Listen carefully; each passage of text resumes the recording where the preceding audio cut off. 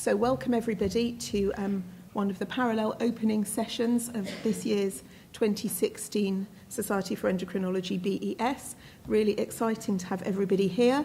This session is the Practical Publishing Advice Workshop, and the purpose of this workshop really is that for all of you, and I can see that there are lots of you from all different grades and stages in your academic and publishing career, that this should be a walkthrough of the publishing process really, and the different kinds of publishing, with some hints and tips from people who have various relationships to the publishing game, which we will explain as we go along. The way I'm going to run the session, I should say I'm Maralyn Druce, so I'm chairing the session, but I'm also chairing myself as the first speaker, which will be an acrobatic feat, a first for man. So we are going to run this with a series of 4 short talks. If there's time for a burning question after any of the talks, we'll take it. But otherwise, at the end of the series of talks, if you write your notes down about what things you really wanted to know, we'll put these chairs onto the podium and we'll have a few minutes of a panel discussion where you can ask anything you like to anybody you like about stages in the publishing process. So I hope that you're happy with that. To give the first talk, which is about the art of scientific writing. And because you're a mixed audience, I should come clean, of course, and say that some of this will be about scientific writing, some of it will be about writing in general, but I know that a lot of clinicians are starting their careers by engaging in the publishing process, so I'm going to talk a little bit more about writing case reports, and that, I suppose, fits into my disclosures of why I'm standing here.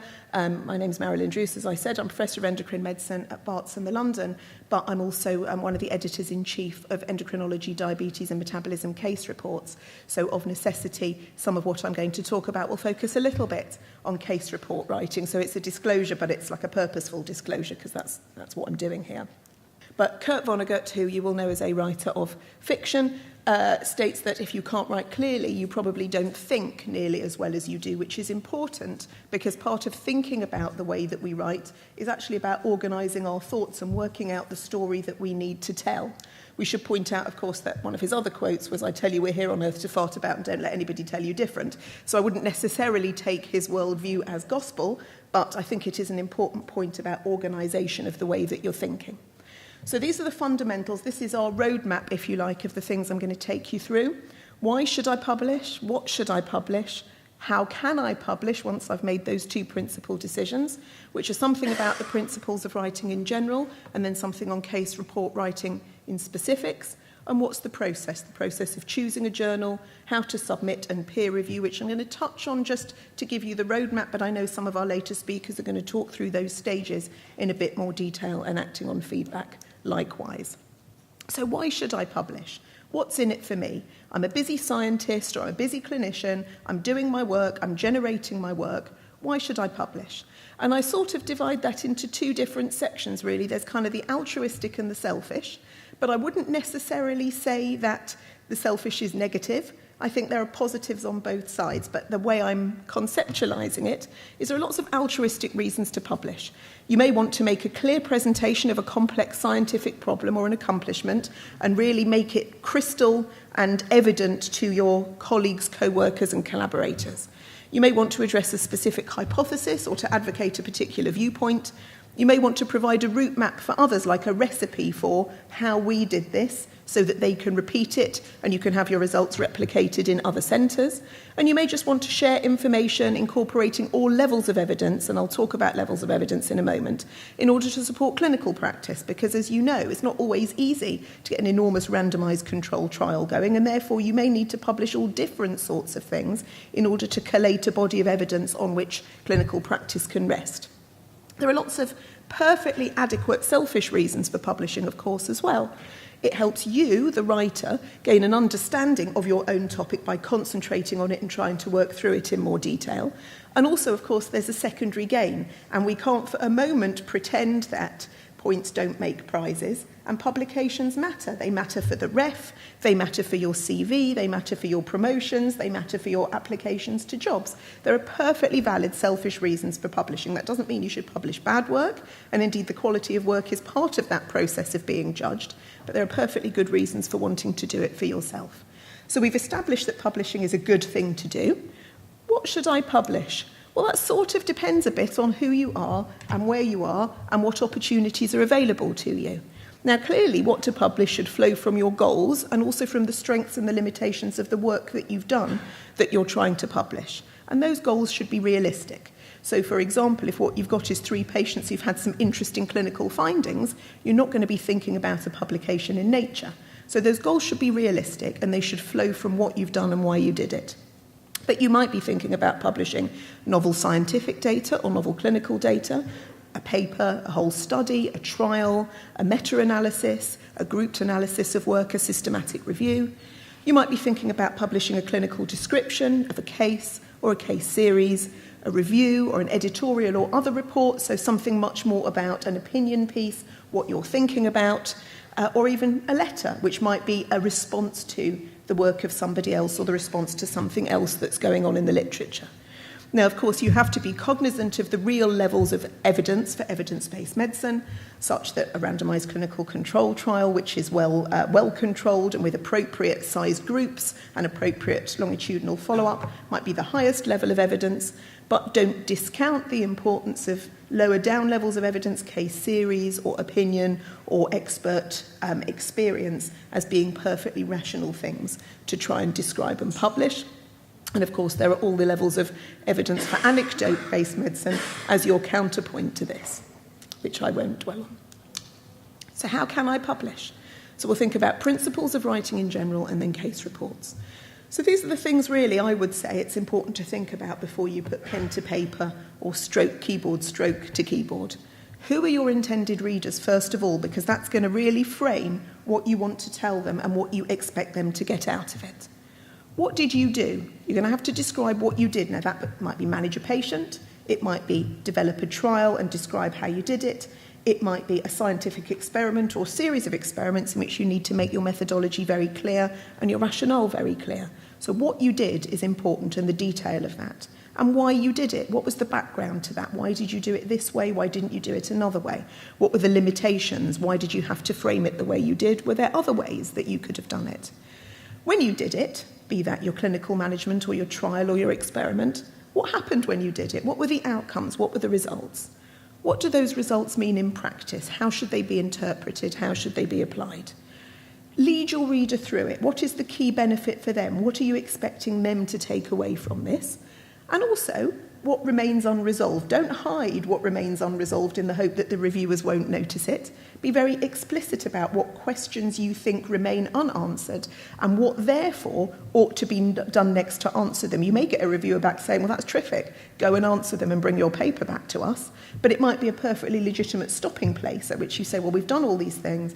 This is what we conclude. And now it's for the next step to be taken forward. Here's our story. Let's look at the next step of the story. And all of that can be explicit in the story that you tell.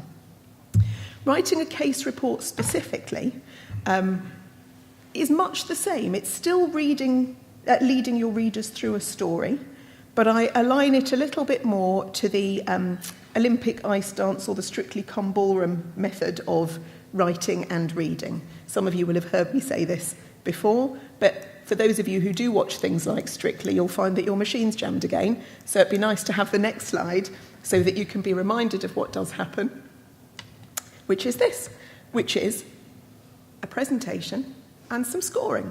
But the scoring is usually in multiple domains. And there's a domain around the choreography, there's a domain, which is the planning, there's a domain about the content, and there's a domain about the execution. And all of those things are important. They're important in all writing, but they're also important in case report writing. Journals and journal editors really, really want your material. They really are not in the business of rejecting everything for the sake of it, because ultimately publishing runs on having things to publish. But what they do want is really good quality, readable, scientifically accurate material. So you need to think about the choreography or how it's planned, the content, which is actually the real meat, what you did, why you did it, how you did it, what came out of it, and also how you execute it. It has to be readable, and it has to be clear, and it has to be in plain English.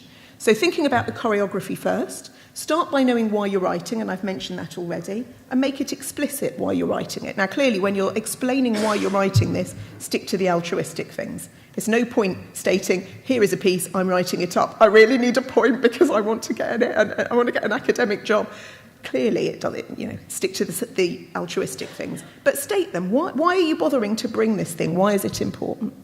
Be clear about why your work is novel or interesting, but don't overclaim why your work is novel or interesting. If it's not the first case of, put it in the context of what it is. Clarify the learning points and make them explicit, but have a structure and a story to tell.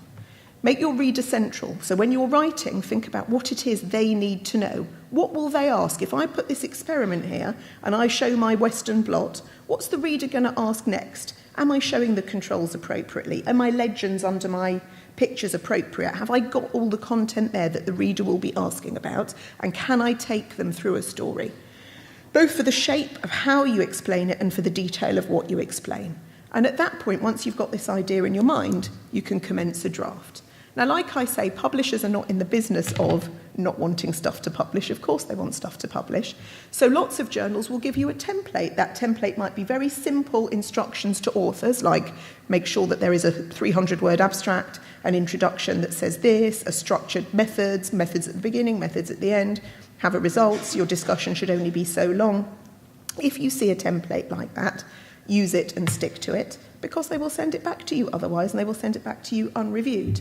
Some of the case reports journals, and I use my own here as an example, give you a template. It more or less walks you through a suitable structure for submitting your work. So even if you hadn't thought of all those things before, think of them when the structure is presented to you, and don't think that actually a brilliantly novel, off-piste way of explaining things is necessarily going to actually convey the message that you need to convey. When we get to content, some of these points are really obvious. Is the content accurate? Are the units consistent? Are they correct? Are the necessary facts present? For a case report, put yourself in the mind of the supervising consultant. And if you are the supervising consultant, put yourself in the mind of your colleague.